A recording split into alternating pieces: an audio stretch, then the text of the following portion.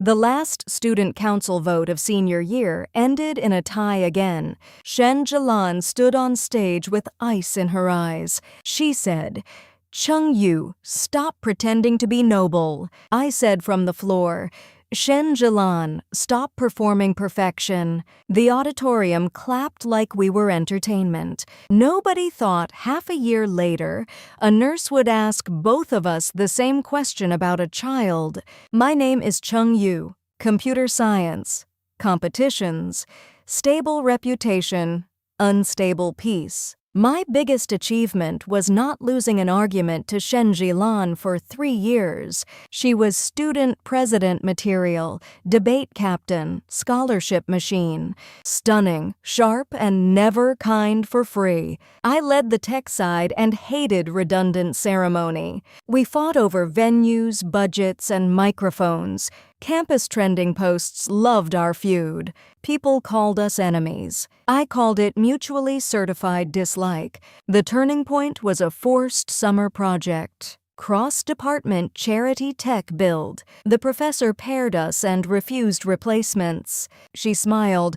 "Chung, can you survive overtime?" I smiled back. "Shen, can you survive being wrong?" We worked until 3 in the morning. 2 laptops, 1 office hum, an argument that refused to end. At some point, yelling turned quiet. I thought it was a one-time adult mistake. 2 months later, she texted a time and a hospital name. I prepared to argue about unpaid project prize money. She placed 2 papers on my lap.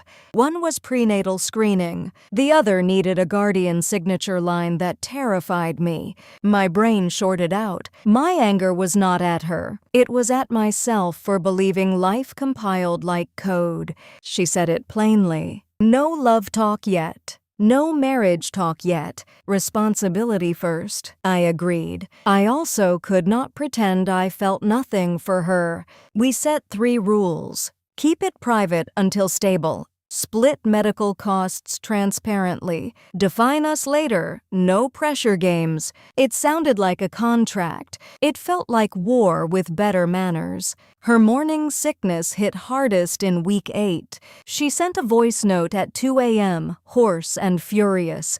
"Cheng Yu, I want hot and sour noodles, but I do not want your face." I left food at the dorm gate and walked away. I texted 4 words only. "Hot. Eat now." She replied, unexpectedly human. Someone took a photo of me at a checkup.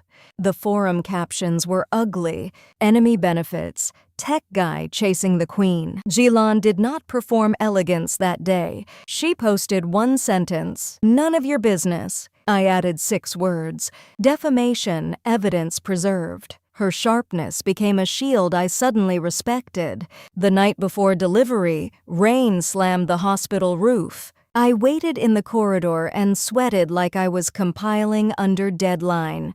Before they wheeled her in, she grabbed my sleeve. Not cute, not soft, a hard tug. "Cheng Yu, you can admit you are scared." I said I am not scared, badly. She laughed once. "Good. You finally sound alive."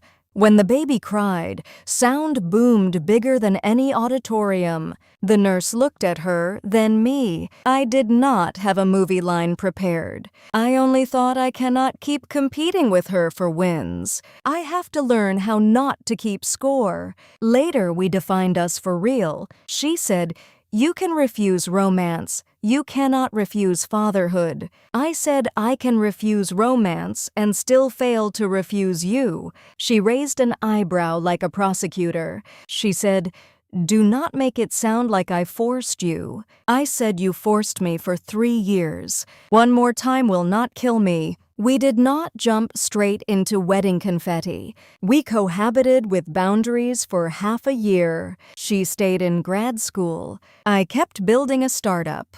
We still argued like a debate final. Then she slid soup across the table after a fight. "Drink it.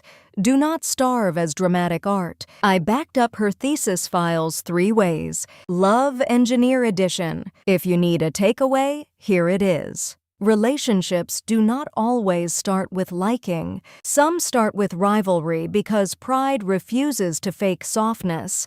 A child is not the climax of romance. It is gravity pulling two loud humans back to earth. The leaderboard on the bulletin board lasted 3 years. The household register felt shorter and heavier. Absurd, maybe. But I stopped calling it impossible the day I stopped needing to win every sentence and started wanting to show up for the next one.